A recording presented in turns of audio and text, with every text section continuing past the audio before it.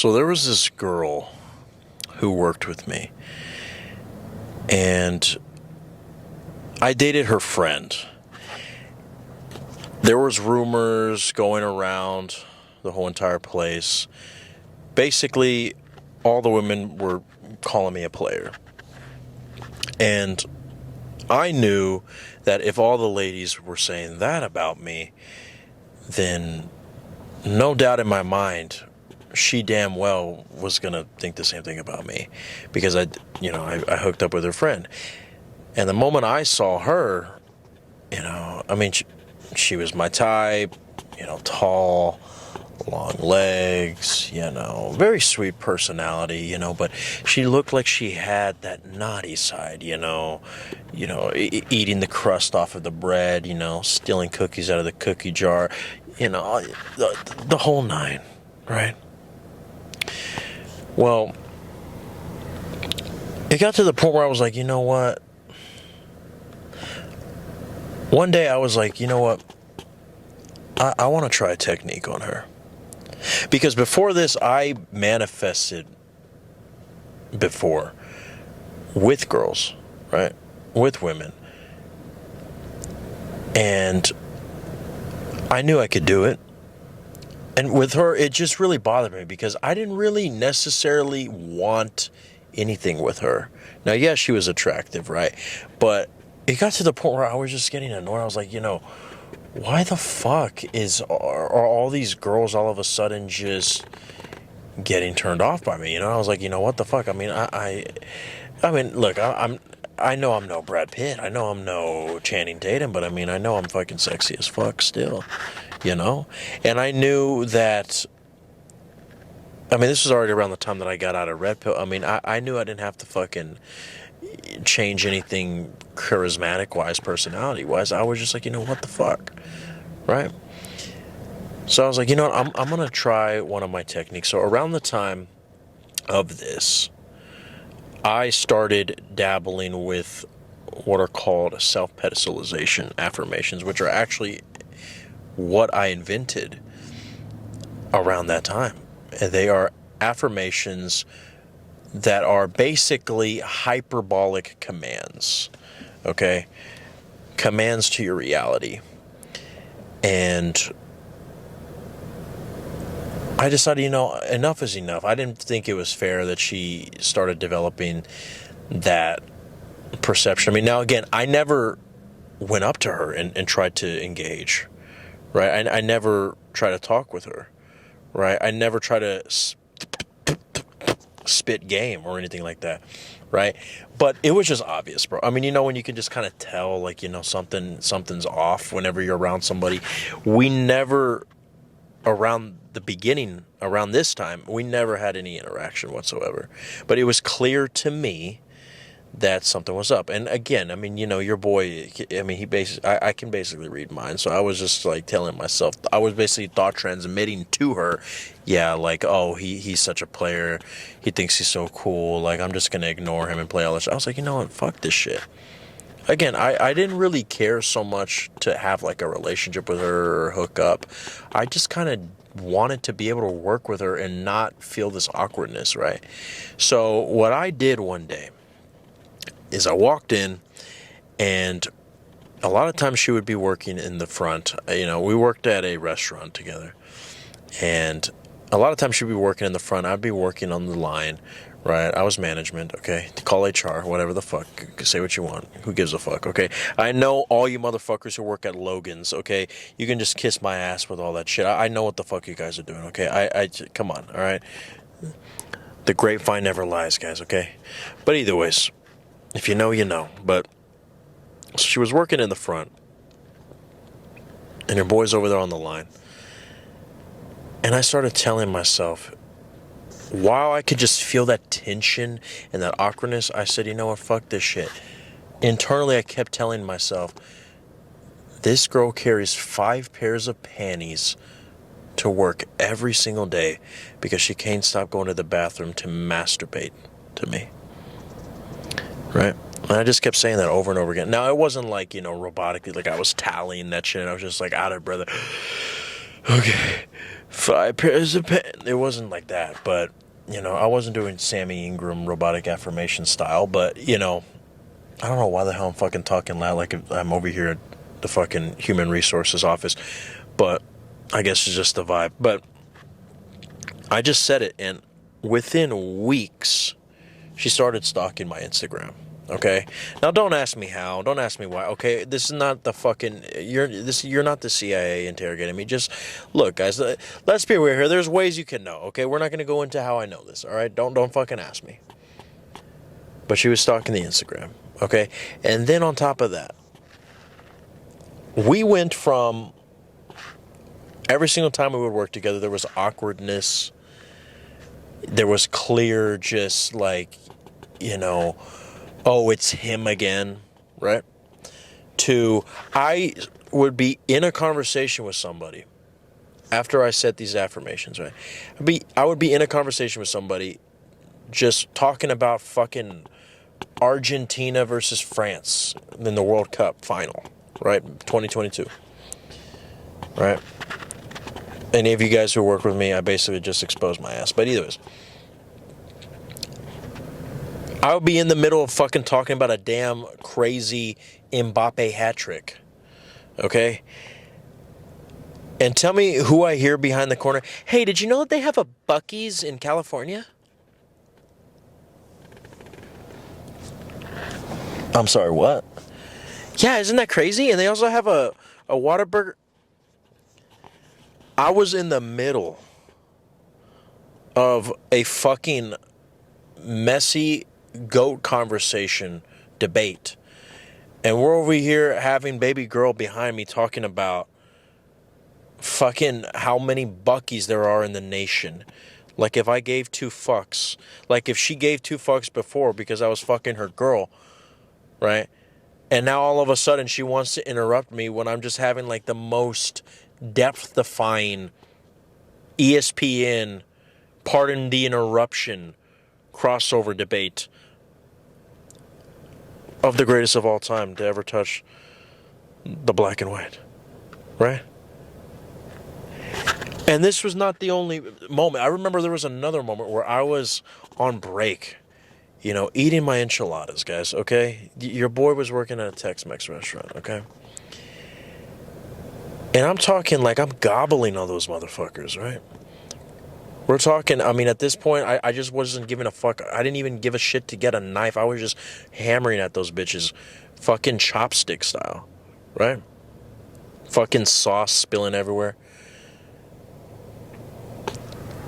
She comes up to me, but behind her friend as a shield, her friend comes up to me and she's like, hey, how old are you? And I lie. I mean, at that time I was younger, so, I mean, now I'm already like, what, 80? But I lie and I'm like, oh, I'm 30.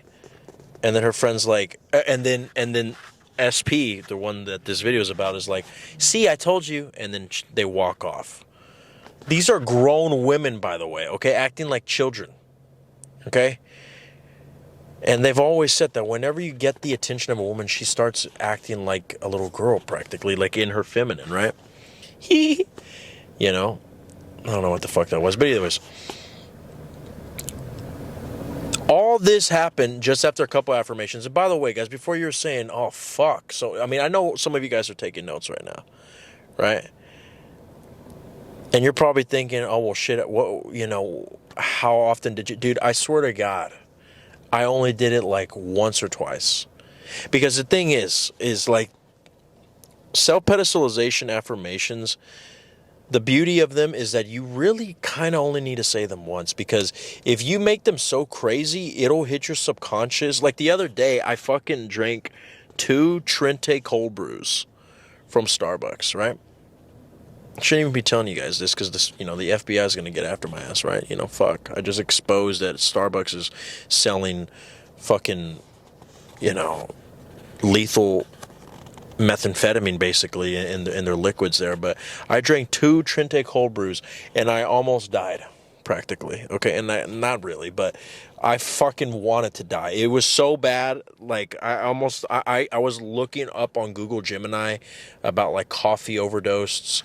I mean, it was I had to get one of my fucking coworkers to just like, like if I was, basically I was having an acid trip on cold brew, right? Well, why the fuck did I even bring that up, actually, now that I think about it? Holy shit. Why did I fucking bring that up? Honestly, God, I don't even fucking remember why I brought that shit up. But I think what I was trying to say is that whenever you... Holy fucking shit, that is crazy. Why did I fucking bring that up? Here, let me pause this. After I had that crazy caffeine breakdown, right, I realized something, that like all it'll take is one little event to happen and you'll remember it forever. It'll kind of scar you forever. And now I'm like only getting iced lattes, right? Because I'm like, fuck cold brew, those fuckers. Now, to be fair, I drank 2 Trentes, right? That's like the equivalent of like smoking 20 bowls of hardcore Nigerian methamphetamine mixed with like crack cocaine from the African jungles, right? Or out of Satan's asshole, basically, right? Well, that's what I did, right? Well, this is kind of a weird example, but all it took is one time and then boom, scarred for life. Well, that's the way that these self-pedestalizations are, is like they scar you for life. Because think about it, like a woman carrying 5 pairs of panties, not one.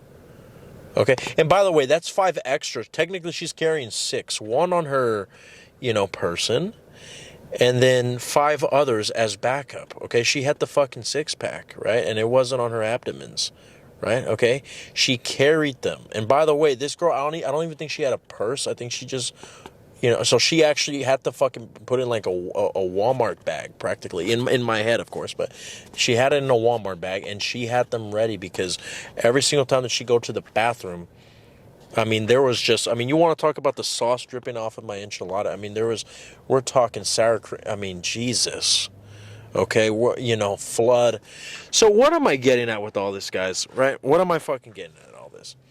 To answer your fucking question, yes, you can definitely manifest SPs that you don't know very well, or that, even if they are in a relationship, you can do that. I have clients currently who are manifesting right now as we speak SPs that are married, okay?